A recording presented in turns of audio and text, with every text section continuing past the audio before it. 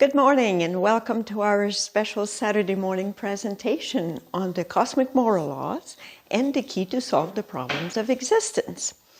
Before we start, just so that we connect with our higher self and that we open our receptivity to this knowledge, we'll take a minute.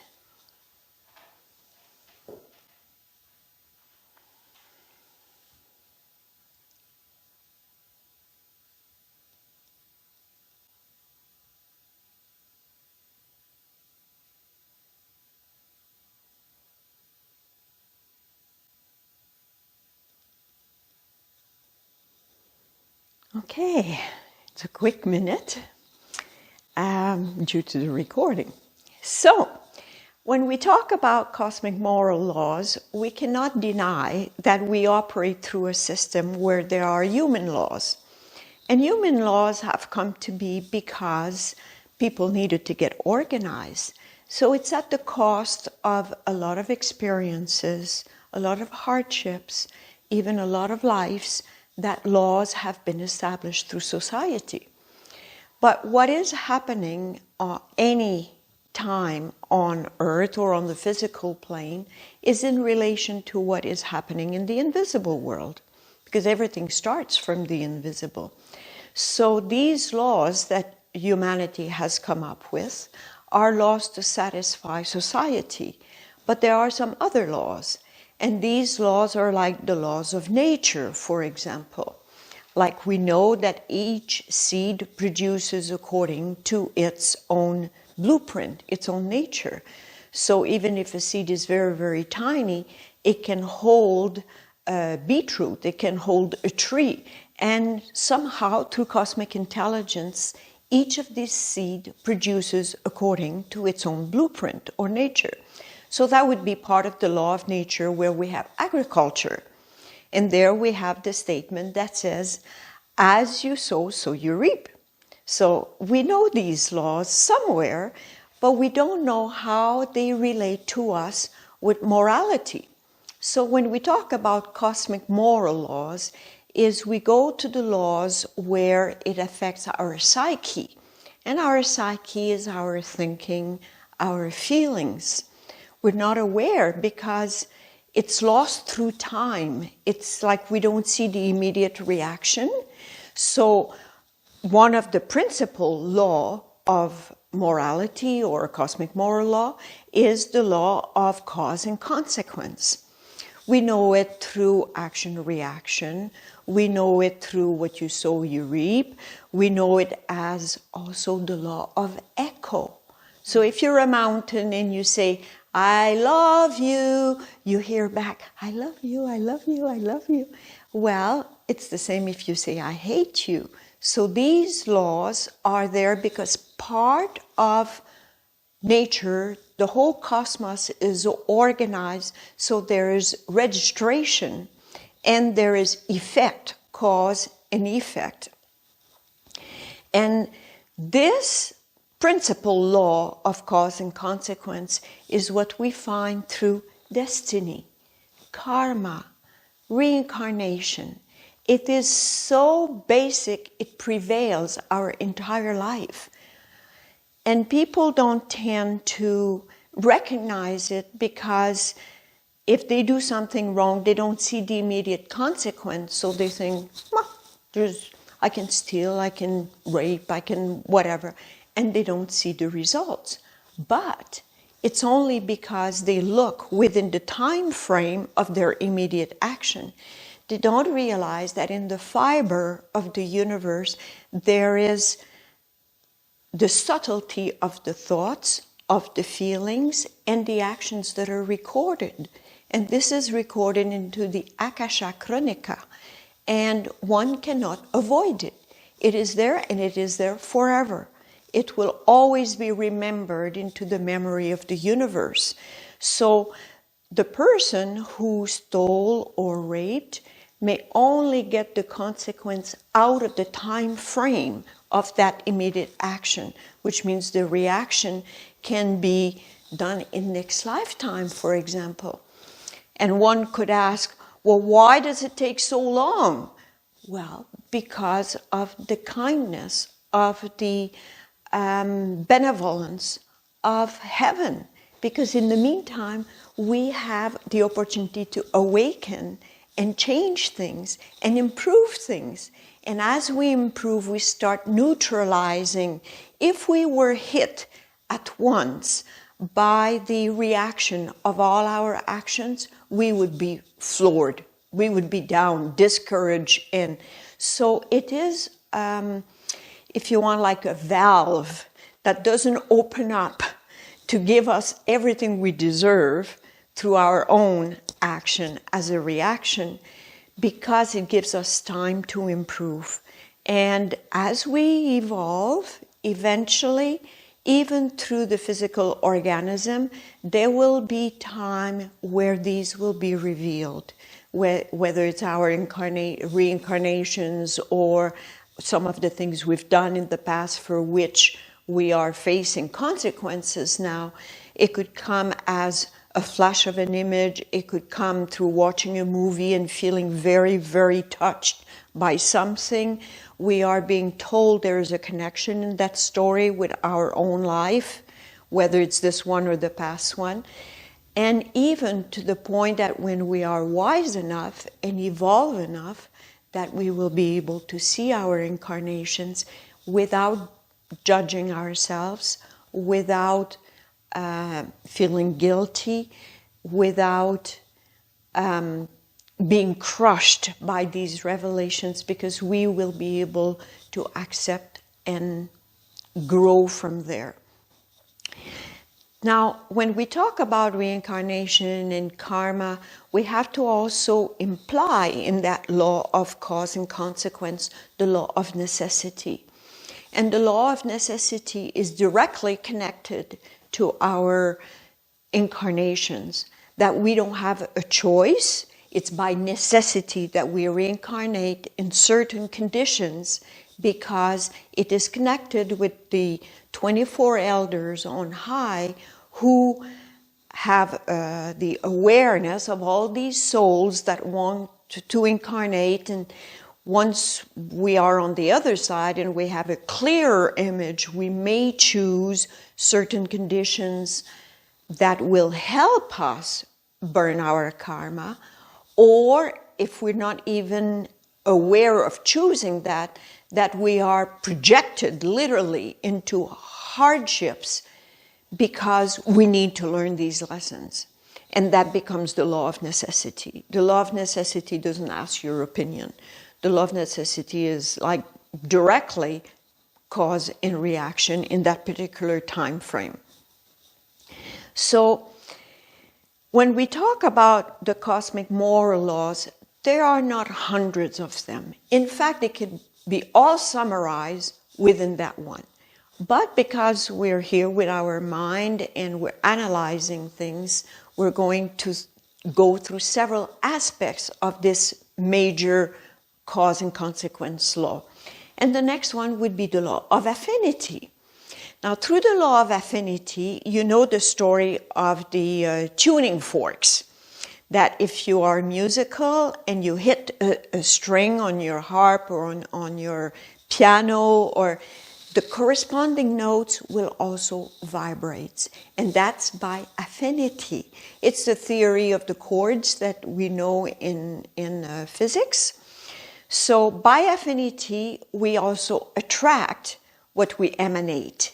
And that's important to know that, because if people sometimes are negative, it's because they entertain negativity and therefore they attract negativity. We've all been witness of some of these issues. It's also where a bird of a feather fly, or birds of a feather fly together. It's even in nature, it's like this.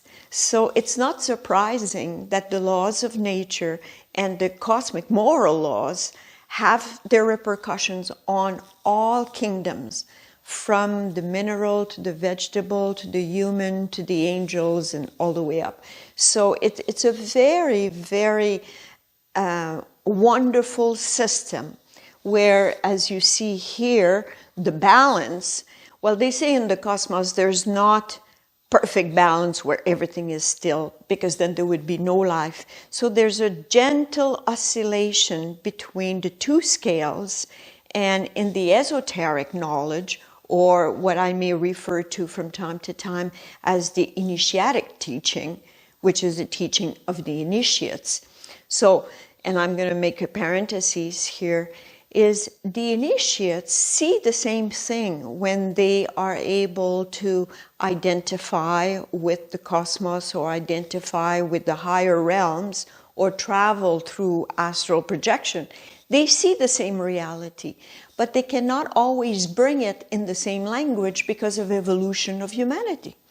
So there were at times where these laws or invisible realities were transferred as allegories. Like we know an allegory, for example, would be to represent good and evil by an angel and the devil. That's how they were able to bring certain realities. So in the cosmic scale here, this oscillation is always between love and wisdom. Love and wisdom. And the balance of the two brings you into truth. So we will come back to this later on in case the image disappears on the screen there. But know that this gentle oscillation is part of the cosmic justice. So when we talk about the law of affinity, the law of resonance, which is the same as the law of echo, you see how close they are between cause and consequence, and the law of echo, which is a consequence of your cause, but it's also linked to affinities. Because if you say, I love you through the mountains, you don't hear back, I hate you. You hear back by affinity what you have projected. And also the law of affinity is known by the law of attraction. You've heard from different writers how powerful the law of attraction is.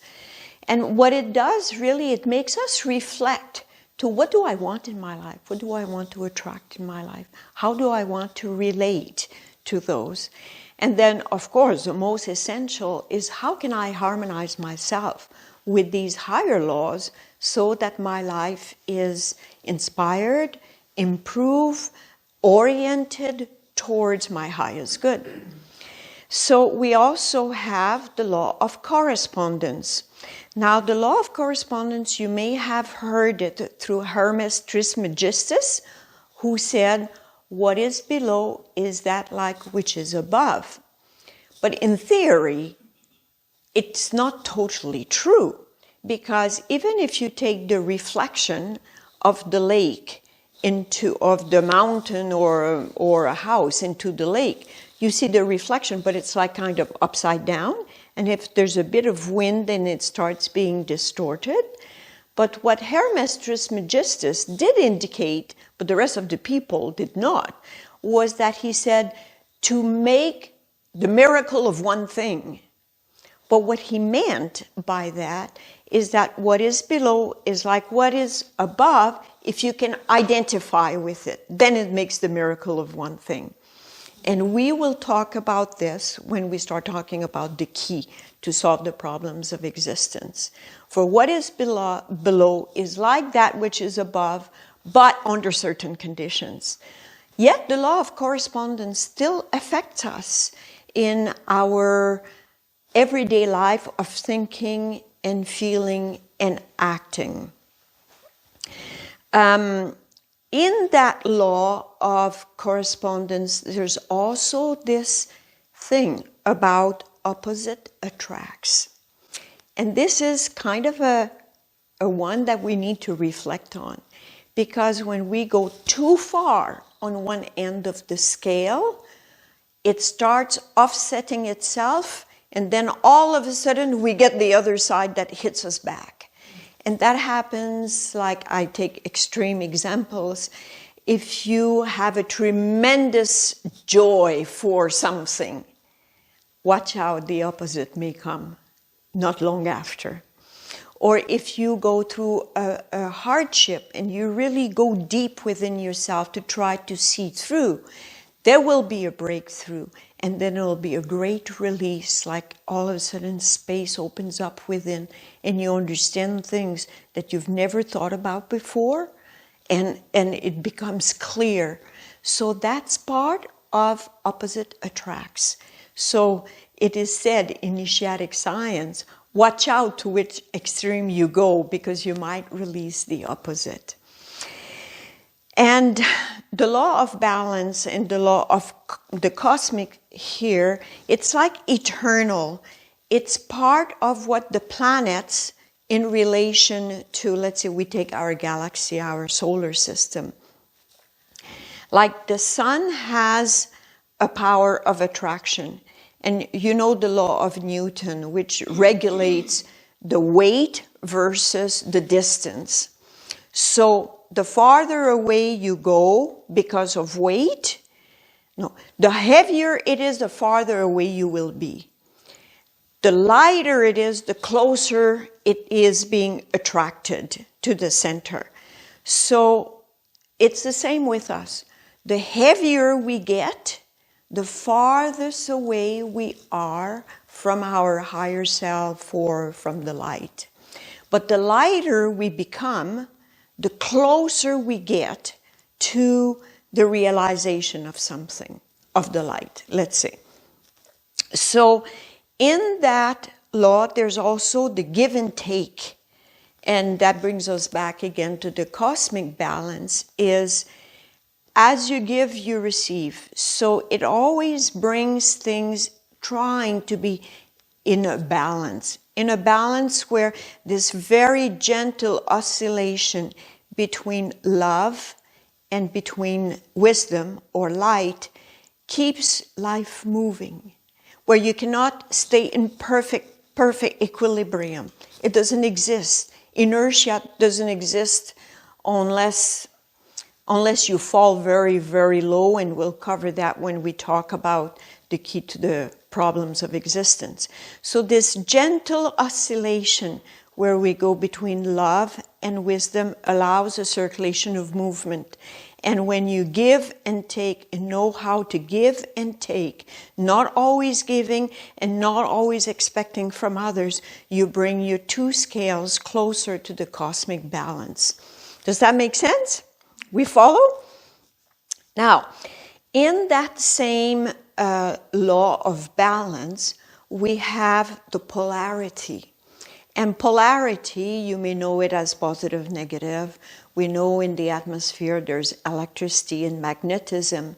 And through electricity and magnetism, there is movement. The two together create movement, and the movement creates the wind, creates the consequence of that. So if we come back to our inner structure, we have the feminine, masculine principles within. And when we balance them properly in our inner scales, we create beautiful actions, because masculine, feminine create the child or create a reaction. So if we have feminine, masculine, the child, we have electricity, magnetism that produces air or movement, which equals life. Then it's important to know that this polarity we have to work with. We cannot ignore it. We may be dressed in a female body or a man body, but it doesn't matter, because inside we have both. And we need to keep them in balance, which means we cannot, even if we're dressed as a woman or dressed as a man, and when I mean dress, I mean incarnated in a body, that we cannot just support that aspect of us. We have as a responsibility to develop both aspects of us. And that's through the law of polarity. Now there's another one that is called the law of sacrifice. And the law of sacrifice is when you realize that when you do something for the others, that you gain something. And it's not just gaining because you want to gain, but because you consciously want to help others. And this law of sacrifice is used by the initiates of all times. I mean, the best example we could have is Jesus 2,000 years ago. He sacrificed his life, not to redeem our sins the way religion teaches us, but more in the sense that he opened up a channel in the astral world to free the entities that were holding humanity back. His sacrifice was tremendous for what it did in the invisible. Now, church has left some of these interpretations, but for us who are willing to look beyond the form, we're going more into the content and the meaning of things. I consider religion still being a form, and the content is not always explained, and the meaning is not even understood by those who are trying to explain the content. So, therefore, the law of sacrifice is the one where you give up something of yourself in order to attain a higher state of being. We'll cover that again in our next subject. So, when you enter the law of sacrifice, is you understand that your love for one thing is so great that you're willing to give up something of a lower nature. It's like divine love can erase some of the karma. So that law is so powerful that where we were into action-reaction, into karma, that by the law of sacrifice, by the law of using divine love, you can neutralize some of the effects that were connected to you and your story. Okay? Now, if you have questions, try to hold them, and we'll go through a period of questions and answer. So you see that in the cosmic moral laws, it implies like subdivisions, like if you have a law and you have article A, B, C, D, and these are still connected. So we can say in general that the most important law of all is to know that there's action and reaction, cause and consequence. And then all the other laws that I mentioned, they're like application of this one with article A, B, C, D. Okay? Now, we have these laws. What are we going to do in our development so that we can have everything in our favor rather than discovering them through hardships or waiting for things to tell us something is wrong and we don't know how to solve it? So we have to have some keys, right? And so the main key, I would say the master key, is to know oneself. And to know oneself is to know our structure. So here we have about the best representation of who we are. So you see the line here. So this is like ourselves as we know us.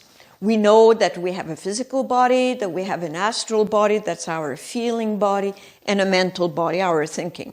So physical body translates into will, meaning that we can do something physically.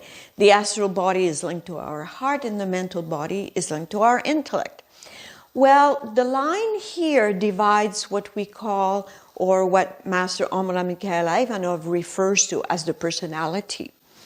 And yet we have that which is like above. The Hermetismegistus statement is we have the causal body linked with the higher reason, the Buddhic body linked with our soul, and the Atmic body linked with our spirit. This is called, as referred by Omraam Mikhael Aivanhov, as the higher self, the individuality.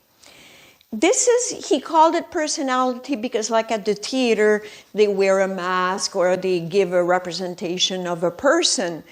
But that person is not the true person, it's the person at the theater.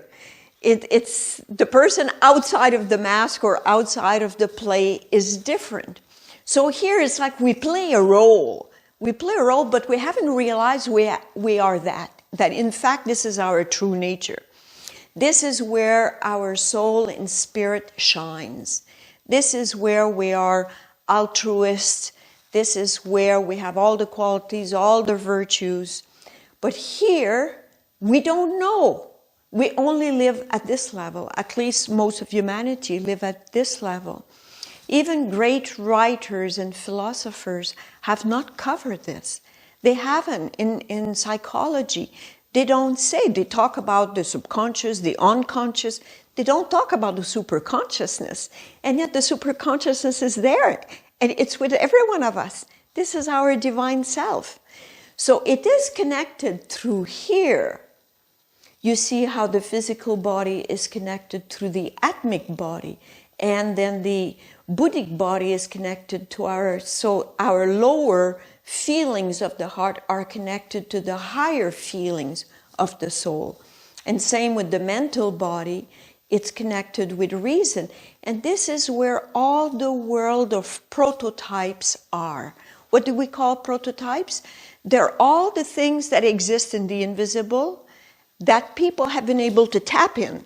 And I take a very simple example is Jules Verne. With all his stories, he was writing stories of things that were not invented yet. They were invented like 100 years after he wrote about them, but they were here as a blueprint, as a prototype. And so he was able to tap there and dream about things that one day would become reality. Like, for example, when we talk about the laser meditation. And laser meditation was not invented on the physical plane as something that came out of the blue.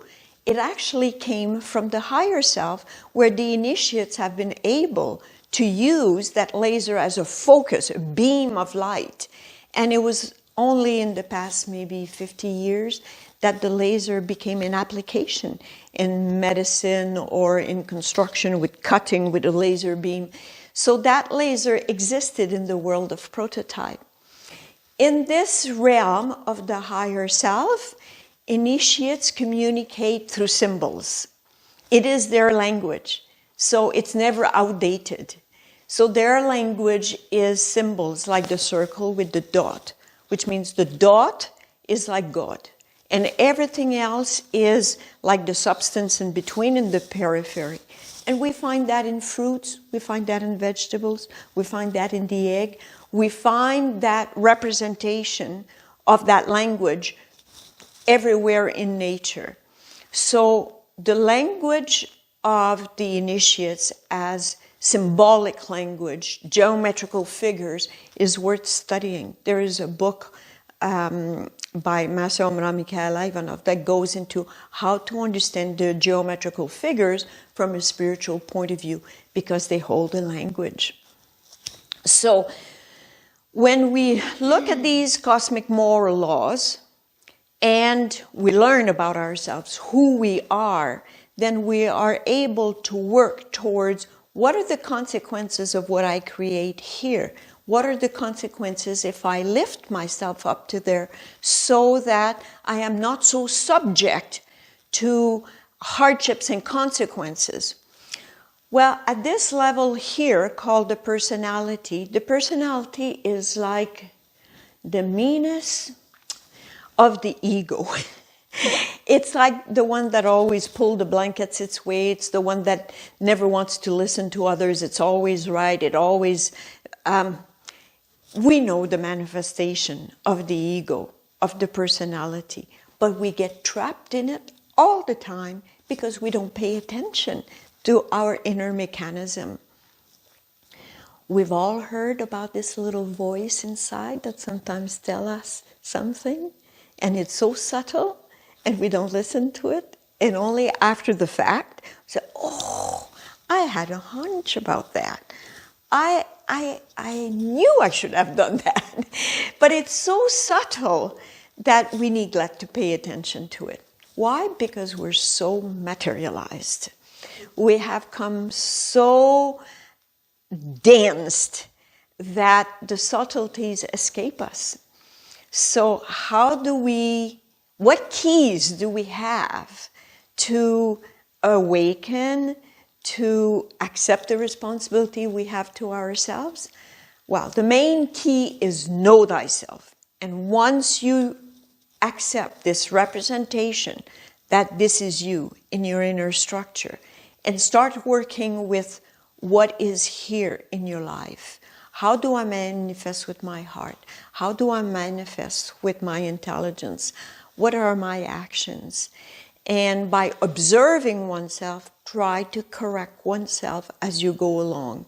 So I know in society, in education, it's all about being better than the others, or achieving more, or proving oneself. And some of us have been educated like this, that we have to be the first in class, or that we have to outdo ourselves. And it's not bad to try to be the best, but it depends what is the purpose with it. If it's to crush others, it's not going to give you the payoff you expected. So it's always trying to see what is behind my desire to do a certain thing. Is it for my personal gain, or is it going to serve others? I do a little parenthesis here. I was given a book by a friend called 45 Seconds of Eternity. It was in French, and it's a lady called Nicole Dron. She's from France. She had a near-death experience through hemorrhaging, and she found herself on the other side. And on the other side, she said it was really beautiful, full of light, and it was like a being was in front of her, not judging her, but asking, how much have you loved, and how much have you served others? And she said this was done with so much love, so much support, that it was not meant to be judgmental, but it meant the importance that our lives have. So she came back in her body, of course, because she wouldn't have written that book, right?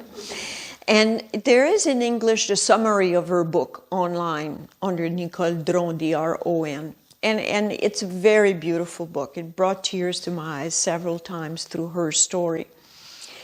But what it comes to in relation to the key to solve the problems of existence is once we recognize what is the motivation behind certain of my actions, certain of my desires, is what will regulate whether you belong here or whether you belong to the personality here.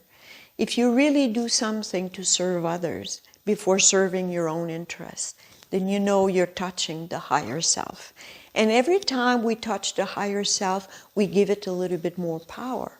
We make room for this higher self to have more room to come within us. So, another way, another key, if I could say, is when we choose to consciously do grafting. Grafting is just like in nature. When you have a wild apple tree that gives a generously of its apple, but the apples are very sour, and you graft another type of apple to it that is very sweet. So you have the vigor of the wild tree, and through the grafting, you get the delicious trees. How it applies to us is if we have a bad habit, a vice, or something, and tackling it head on is painful and disorienting sometimes. But if you do a grafting onto it, saying, let's say that you get angry easily when you're driving in traffic. Whenever the circumstance occurs, you say, I'm going to graft patience onto this driving habit. And you consciously do it so that the anger or the frustration doesn't get a hold of you. Because remember, through the laws, you're going to attract the same kind of thing that you are emanating. So that means next time there's a bottleneck somewhere, the same kind of situation will be reawakened in you in frustration and anger. Whereas if you start grafting onto this frustration, then you transform or make the experience sweeter, if you want. So grafting is something to consider when you want to transform the personality. Because in fact, we cannot kill the personality. It's not a good idea. It's meant to serve us because it has like the keys to the cupboards. It holds all the good stuff that is at the root, our atavistic forces. I don't know if you know this word, but it's like our animalistic forces through our descent into matter have taken such a hold on us that trying to kill them is not the solution. It's knowing how to work with them. So, like the personality has the roots, the trunk, the branches of the tree. If we want to have flowers and blossoms and fruit, can't kill the roots, can't kill the trunk, and can't kill all the branches. Otherwise, you're not going to get the rest. It's the same with the personality. The idea is not to kill it. It's to know how to work with it. And therefore, it starts serving us. Right now, because we didn't know of its existence, it had free reign. And it had found thousands and one ways of manifesting itself and controlling us in a way because we're not aware, so it controls us. But once we become aware and start knowing the ways it manifests itself, to say, I need you, I can't kill you. I need you and I need you to work for me. I need you to work for my higher self to manifest. So it's like educating a child. You have to repeat it and use a lot of love, and keep repeating it. Because if you start beating the child, it's going to develop a distancing. It's going to start rebelling against you. Same thing with the personality. You cannot try to kill it. You have to be gentle and keep correcting it. So grafting is one way. The other way is to restore the balance. You know, sometimes we get very intellectual into things and we feel cold inside, like we need a hug from somebody because we feel we've neglected that loving aspect of us.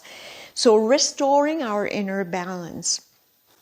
And in fact, very few of us have the perfect triangle, the triangle of love, wisdom, and truth.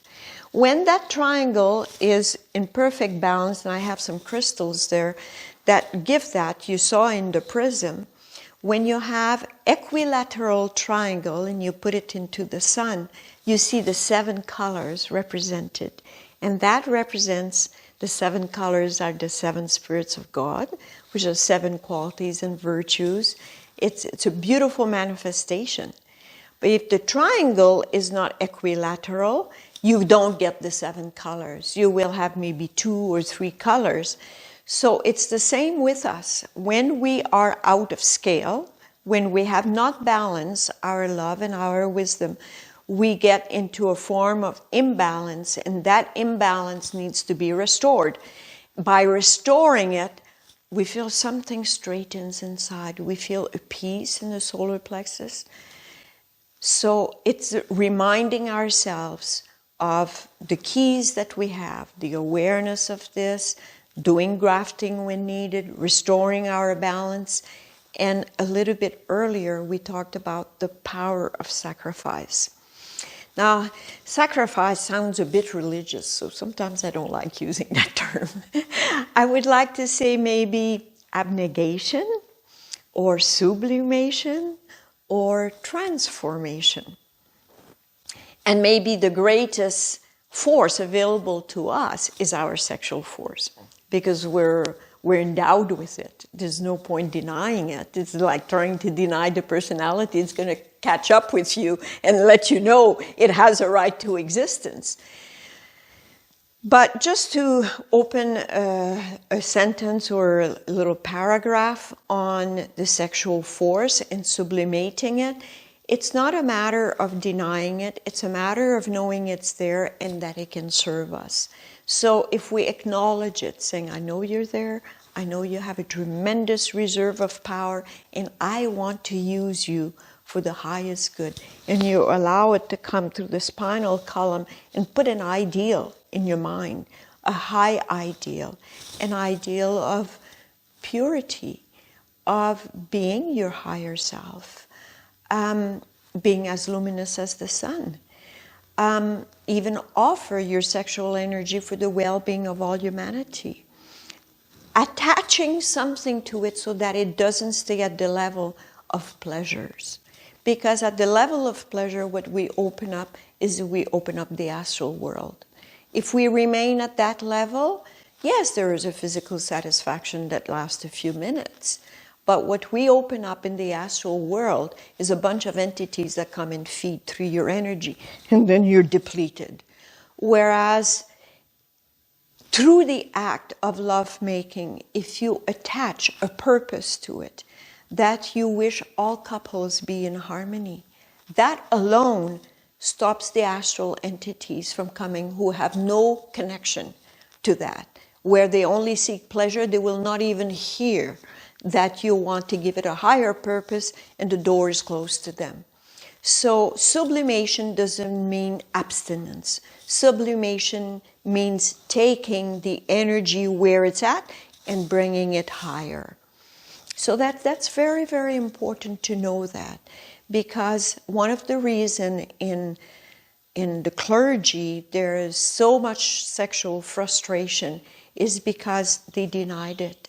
And by denying it, it rebelled against them and made them to do things that didn't go with their moral, because there was a disconnection. So there are books by Master Omraam Mikhael Aivanhov that explains very beautifully how to sublimate that sexual force. But sublimation is not just with the sexual force. Sometimes we can say, I'm going to give up that sweet, would be a chocolate or a pie or whatever, because I want to attain something higher, because I want to have success with a certain thing. That's still personal, but it's already a way of going higher from where the desire is. Because remember, desires are on the astral level here. So if you even go further than this and you say, I give that up because I want to help humanity. Now you're entering into divine law here. And under divine law, you can neutralize, I like that term better, neutralize some of the consequences of your own actions here. So it's a key that requires perception, first of all, then application. So you forget it for a while and then, I think I can do something to better the situation here. So you come back to these keys and use them as opportunities arise. Now the best way to get the personality to open up, because that's what it has to do. We cannot kill it. It's not a thing to do to start with. Accept it, transform it, get it to obey to the higher self. Get it to open up so that the higher self imprints over it. So that the personality is still there, but it's the individuality that is right on top of it. Then it will be the miracle of one thing. Like Hermes Trismegistus said, about what is below is like that which is above, and that which is above is like that which is below, to make the miracle of one thing. It's when the identification of the higher self over the lower self happens that the miracle of the thing takes place.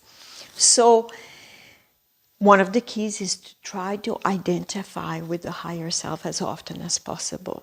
So in your meditations, in your inner work, before going to bed at night, to ask your higher self, come and dwell in me. Come and take over my personality. Come, I need you, I want you, I know you're the only reason of my existence. And then the personality, little by little, gives ways, because it will start feeling the benefits. It will start feeling that it will get some attention, but not by egoistic means. It will get some attention because what you will emanate will be so beautiful that people will be attracted to you just by this higher correspondence over the personality. So I don't know We've done a big 45 minutes, so that's wonderful. I didn't know I had so much to say. So, the one more thing I want to say about the personality. You've heard about cold and heat, that there is a limitation to the cold. They call it the ultimate zero. It's like, it's so cold, it is condensed, hard, tough. Well, that's where the personality can go. The personality is so determined that it keeps imposing, but that's the bottom point it can go to. Whereas the higher nature, which represents the heat or the warmth, there's no degrees of heat, a limitation that's ever been discovered. Like it can go. So just to remind us that individuality has limitless possibilities, whereas the personality, it's the result of us being incarnated. The personality developed over eons of time, where we started as a spark, and then we got dressed in the atmic body, then we got dressed in the Buddhic body, then we got dressed in the causal body. Then Adam and Eve came, and they wanted to know what matter was like, so they fell. Well, it's not because they ate the apple per se, but they ate from the tree of knowledge and good and evil, which meant they have separated from individuality and have come into the personality, which was the beginning of manifestation on earth. And it's not bad, because the purpose of this is to come back to our unity in God. So at first it was just thoughts, and then it became feeling, and then it became matter. So that's where we are now. We are in matter. What we create through our thoughts and feelings and become subject to the cosmic moral laws took place into matter, and this is why we need to incarnate. We need to come back and solve it at this level. But once we have purified ourselves and evolved enough as a humanity, and I'm talking, of course, individually, but also as a humanity, is we will start letting go of our body, starting first with the genital organs. It'll be the first one to disappear. We will create through the power of the word. And then we will let go of the astral body. Then we will let go of the intellectual body, and we will re-enter our divinity. That's our destiny.